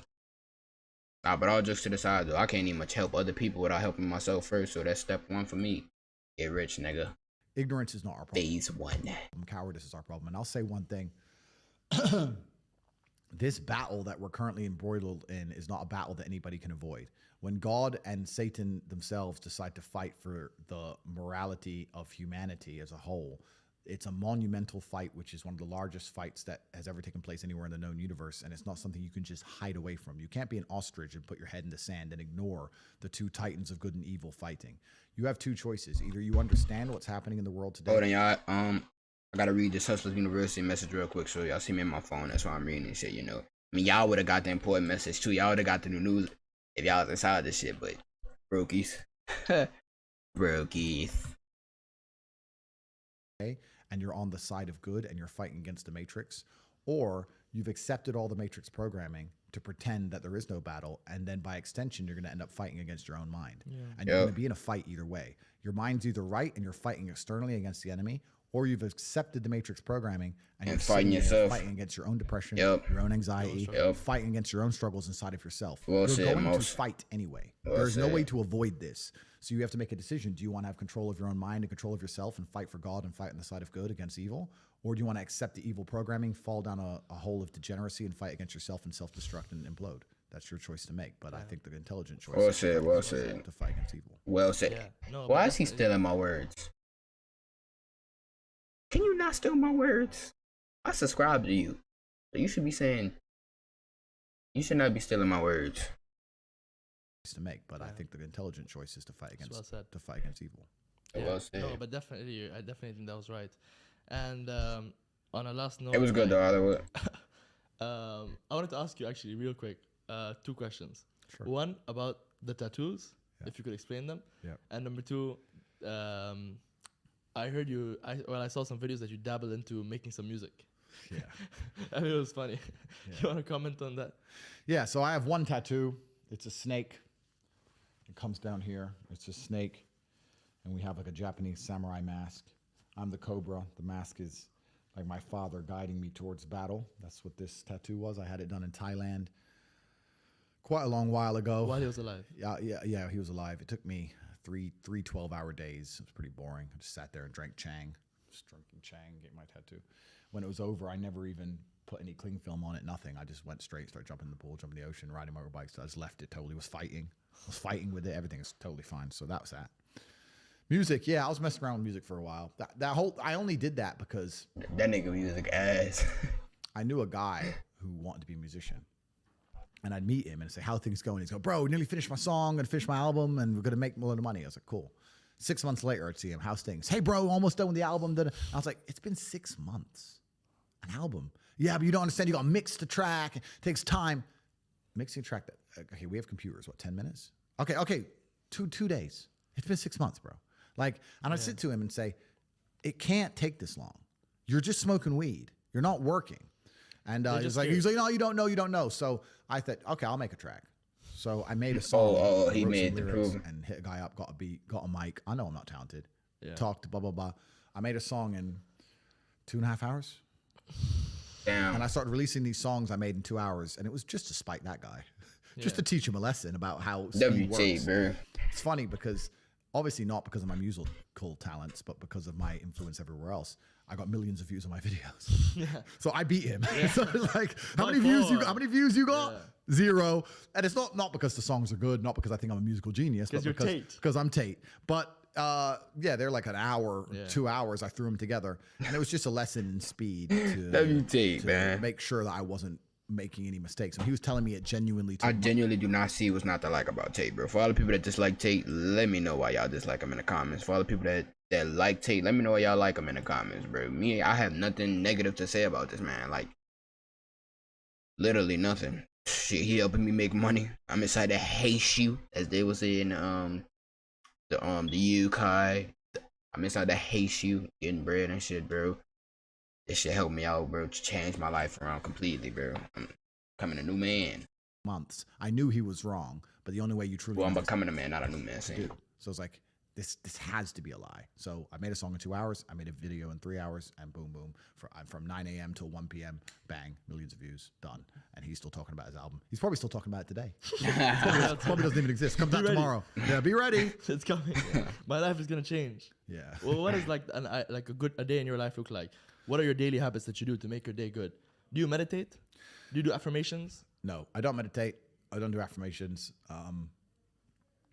Maybe I meditate a little bit as I fall asleep. Maybe, But I it's don't- not like a conscious decision. No, I wake up, I check my phone. I go through my phone for about half an hour. I then go and I start training. As I train, I stay on my phone in between sets. I train every day You're always online. I've noticed that. When I talk to you, you're always online. Permanent. You reply a second. permanently. 17 hours of screen time a day. Oh wow! Can we see your screen time? 17 hours a day. I can't show my phone, bro. Okay, never mind. But 17 hours of screen I time a believe day. you though. Yeah, That's crazy. yeah. So if I'm awake, I'm online. Yeah. I'm a phone addict, I guess you can call it, but that's where all the important things happen.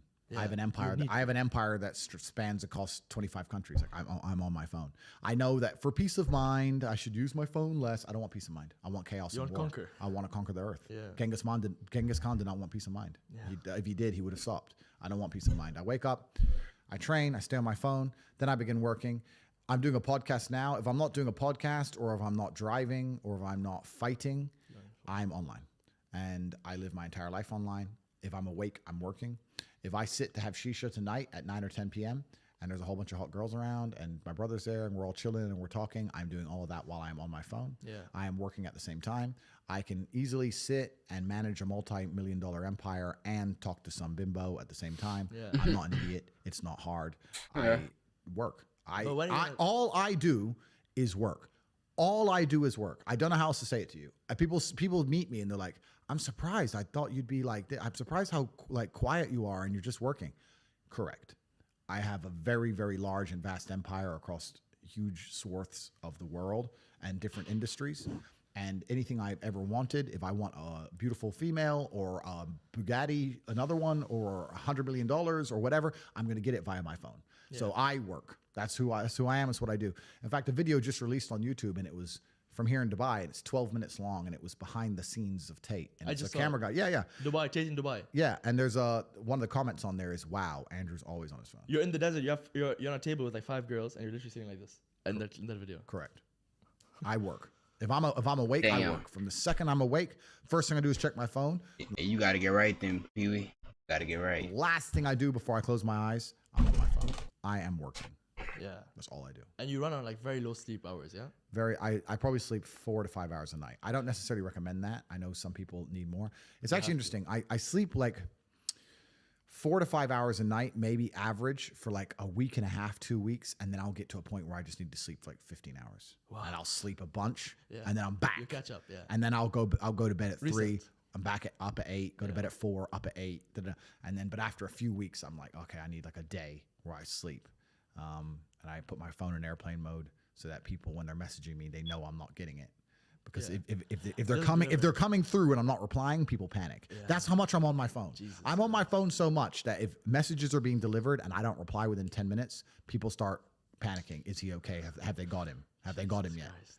You know, because there's people trying to get me. So I have to put airplane mode, which doesn't really fix it. Because I guess if they do get me, it might be the day my phone gets busted. Yeah. I don't know, but it's kind of a thing I do for the people who care about me. But yeah, I work. That's why no one's ever going to beat me. There's a whole bunch of other people and like gurus and self-help coaches and these people online. None of them have been through the things I've been through. Most of them are still kids. Like I don't even know how old you are, and I state I'm this. 20. Okay, 20, perfect. So I state this with absolute respect. You don't know shit about life till you're 30. You just don't. You haven't lived enough. Yeah. You can be smart, but you can't be wise. Yeah. Anybody who's I agree taking with that. advice from a 25-year-old on the internet, you're a dummy. Because at 25, I was stupid. That's why I'm not giving you advice. I'm interviewing you. Correct. But at 25, I was dumb, and I'm the smartest man on the planet. Hey, thank you for whoever just said. I appreciate that. So, like, if you're sitting here and you're watching some guy's videos and just Google his age, don't listen to none of these people, right? They can have opinions. They can be entertaining. They can interview others. Yeah. They can give their insights. But also keep in mind, they are still young, right? I definitely get my insights, and I'm a broke piece of bot. Well, I'm not a bot, but I'm a broke piece of shit right now. But I agree with the wise part, though. You're not wise until you been through enough. And I'll say about 28 is, you know. As a man, it takes a long time. You have to go through a bunch of crap to learn things. Pain. Exactly. So nobody can outwork me. But we said last stream, y'all, no game without pain, no sunshine without rain. Bars. Nobody can outcompete me. Nobody has a network like mine. And we're talking about me doing 17 hours a day. I have thousands of people on my work schedule.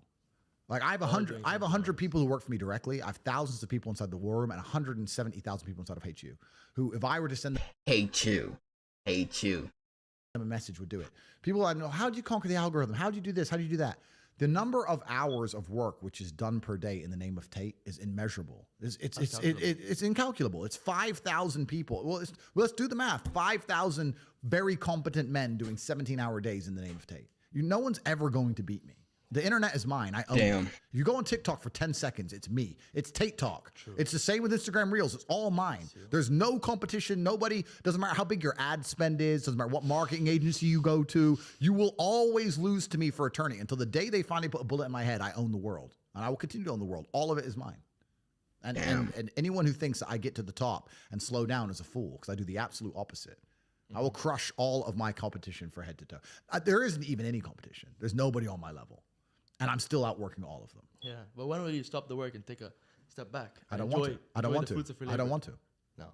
And that's my competitive advantage. I don't want to do that. The enjoyment for you is the work, not the... Completely. Other people are like, oh, I'm here now, so I can now go on holiday. I can now. I don't want to stop working. I don't want a holiday. I don't want to relax. It's a nice, that's a beautiful Is this relaxing? I'm going to try and relax for the first time in my life. We'll do this here live on the podcast. Ready? Yeah. Ready?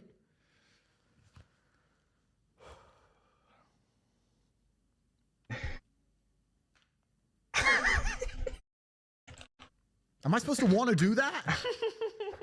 What was that? What was it? Like, what is that? Is that it? Is that the dream? Doing nothing. Is that the goal? Like, and if I'm not on my phone, my brain is preoccupied and anxious about what's happening on my phone. So it's better to just be on it. Like, I don't want to relax. I don't want to stop. Ain't no rest for the wicked. No, I don't want. I don't want to stop. That's why nobody will ever beat me, because all these other people, they want to take time out of their life. They're working to relax. They're working to relax, or they want to go on a date with that. I'm at the point now where I'd look at a beautiful woman and go, I could go on a date with her and she's absolutely gorgeous and perhaps we'll fall in love and it'll be great. But you know what? I'd rather work. I don't want to be off my phone. Yeah. I don't want to date girls. I just want to conquer the earth. Whoa. Let me get a pause on that, mouse. Let me get a pause. Pause. Brother, you forgot the... Hold on, let's play that back one more time. Make sure I'm not tripping. Let me see subtitles. Gorgeous, and perhaps we'll fall in love and it'll be great. But you know what? I'd rather work. I don't want to be off my phone. Yeah. I don't want to date girls. Mouse, I always knew something was fruity about you. No, I'm jealous. I just want to conquer the earth. Shout out to you, man. So that's why I'm always going to win. I think that's a great note. You're probably going to watch it one day. It's fucking brokey. Well, last thing I'll say. Sure. Because I know that they're going to put clips on this. And they're going to put one song. And that song is like your anthem. I know. Do you play that in the car, like pulling up anywhere? No. You don't? I don't know how that became my anthem. Someone on TikTok just did it. I'd love to meet. I should meet the singer one Yeah, day. and Dila. That's what I was gonna say. You know, she's not. Your age difference is not a lot. No, between she's you my guys. age? Yeah. I don't know if she think she's likes me or 38. hates me. She might love me. She Yeah. might hate me. I It don't know could which be- one it is. Yeah, she'd love you because you made her songs viral. But then if she likes your image, She might be inside of the Matrix I with her think mind. I You think don't she know. should make a TATE special of that version. Yeah, maybe I'd like to meet her one day, but I don't know how that became my theme song. Someone started it and it just became my theme song. And you never listened to that in the car, like pulling up. Never. yours. No idea. All right, Andrew, thank you so much for your time. I really appreciate it. I could not. Hey, thank you so much for your time. How you say this? The Ahmad Mahmood show. Y'all let me know if I said that right, bro. You know. Hey, shout out to bro. Hey, I did subscribe and like, bro. I enjoyed it very much. Make sure y'all go show bro some love. It's gonna be in the description. The link, if y'all want to watch his video, which is the original one, it's gonna be the first link in the description. I'll be a damn disrespectful ass fool not to promote that man shit too, because he is helping me get content at the end of the day. So shout out him for not even copyrighting and taking none of my shit down, bro. Helping me get views, helping me get subs. Appreciate that shit, bro. Hey, y'all go subscribe to bro channel. Subscribe to mine as well. Don't forget I upload every day on both the channels y'all see on the screen. Upload every day on my 2 Instagrams. Well, 3 Instagrams. Stream every day on Twitch. Upload every day on all 3 of my TikToks. Yeah, I upload on a lot of shit. Oh, I upload 4 times on Rumble. Links and shit gonna be in the description. Alright, that's a lot of things I upload on. It's a lot of shit that I do during the day. We got to hop on Twitch though. And yeah, hey, I appreciate y'all for watching, bro. I hope y'all enjoyed. If y'all did make it to the end, tell me that you made it to the end. Let me know that you made it to the end, bro. Like, I want to hear if I'm actually making people make it to the end, you know? Alright, but shit, that's to wrap this shit up. Y'all boys and girls have a good night. Keep smiling, keep growing.